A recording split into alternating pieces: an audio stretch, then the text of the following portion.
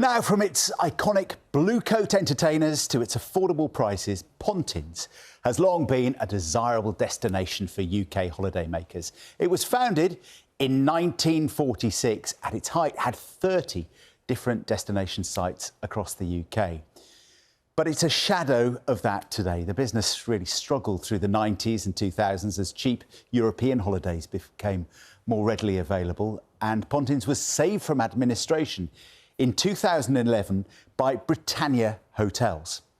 But by that time, only 6 sites were left. And in the last few months, another 3 have closed at Camber Sands, Southport and Prestatyn. And the last remaining sites are at Sand Bay in Somerset and Pakefield in Suffolk, and at Breen Sands, which is currently closed for 3 years. And it was at that site, back in 2019, that holidaymaker Wendy Jones died after an air conditioning duct fell on her.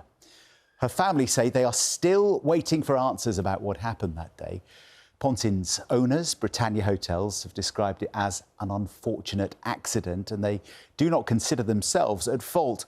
But now some former staff have told the BBC about concerns they raised about the ceiling before it collapsed. Here's our special correspondent, Ed Thomas.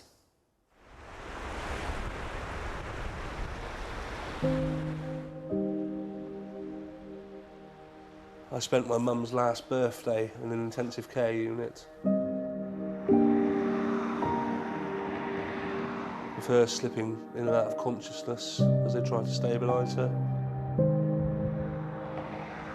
It was all taken away because of that ceiling falling on her. Just gone in an instant.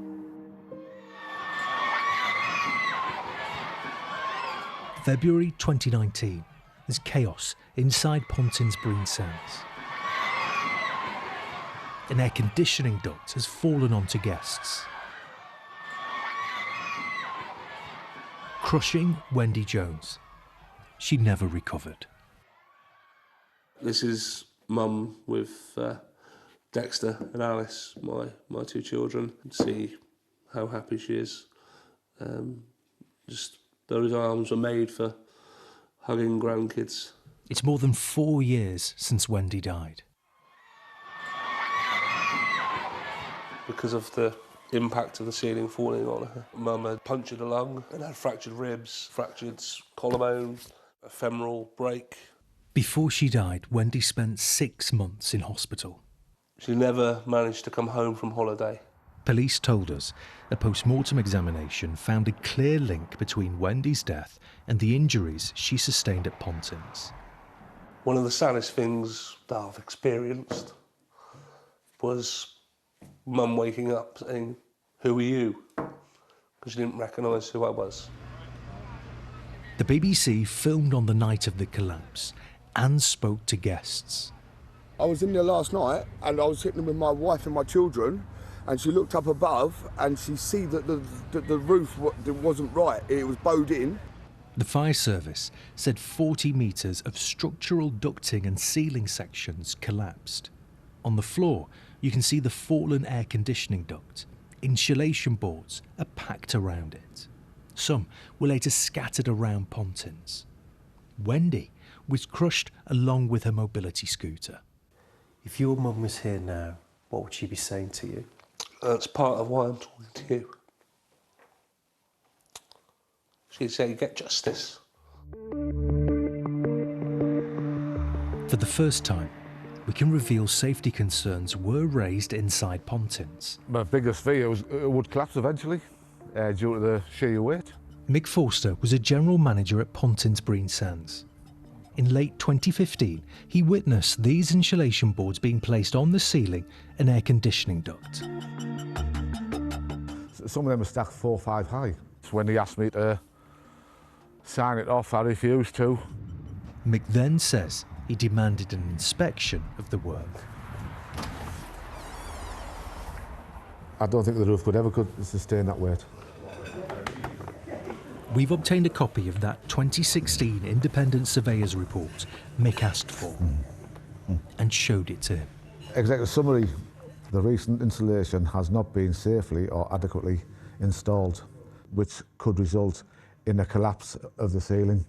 The report, however, also stated it was not assessing safe load limits of the ceiling. Who received that report? Head office?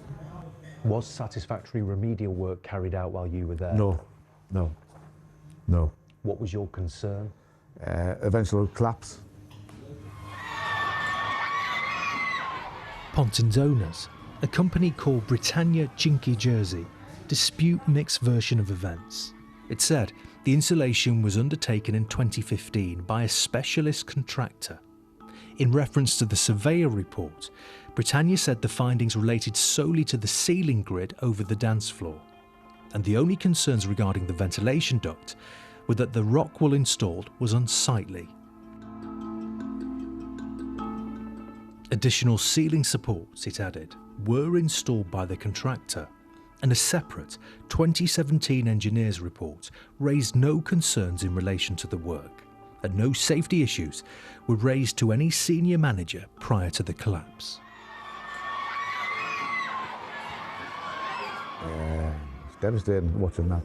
This has been on my mind since it collapsed. It's very, very sad. She came to Pontins. She didn't go home again. In response to our investigation, and for the first time, Britannia Hotels has given its version of why the ventilation duct collapsed. It says some internal fixings, which could not be seen, failed. The death of Wendy Jones, Britannia said, was an unfortunate accident that could not have been predicted.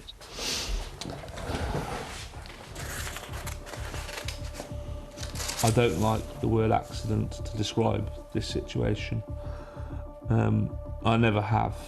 Never sat comfortably with it.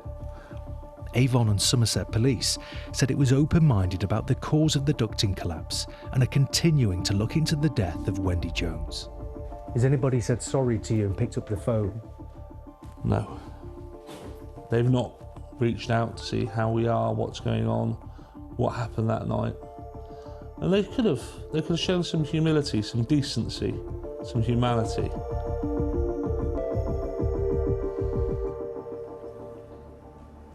Well, Ed is here in the studio with us now. It's interesting, isn't it? 5 years on since the death of Wendy Jones. It's really difficult to imagine what her family has been through in that time. Yeah, completely unimaginable.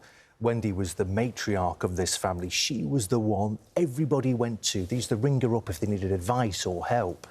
And they were all there on a family holiday. And this happens. 40 metres of air conditioning duct falls onto Wendy and she never leaves hospital. She was crushed and never recovered. And James, as you've been listening to, has been pushing for years for answers, the tiniest bits of detail to what happened to his mum. He's been speaking to medical professionals, solicitors, to the police.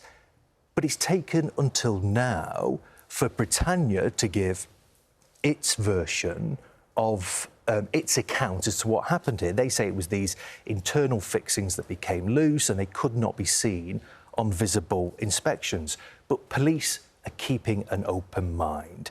They are still investigating what happened here. But as you heard, Britannia Hotels say they've cooperated fully with the police. They are clear this was an accident, and they say it's not been appropriate to engage with Wendy Jones's family during this investigation.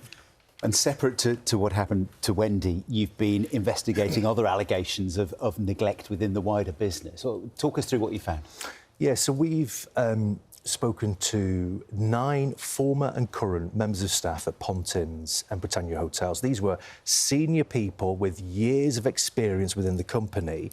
And what they told us, that their concerns, their worries over issues like safety were not addressed. They say they were ignored. And they've sent in more than 70 photos from 2 Pontins sites.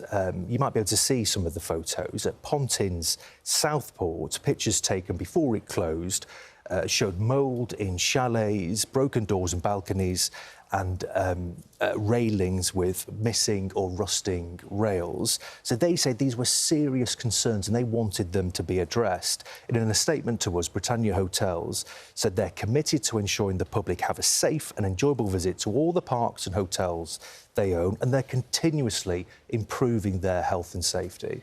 And Ed, over the last couple of years, this is actually a company that's had government money. Yeah, so we've carried out analysis and sent out freedom of information requests to local authority. And our analysis shows that a number of Britannia hotels have been unavailable to book over the past couple of years. And we understand they've been subcontracted to become asylum seeker hotels. And we also carried out our information requests, and 20 local authorities are using Britannia Hotels properties for temporary accommodation. So this is housing some of the most vulnerable people in our society today.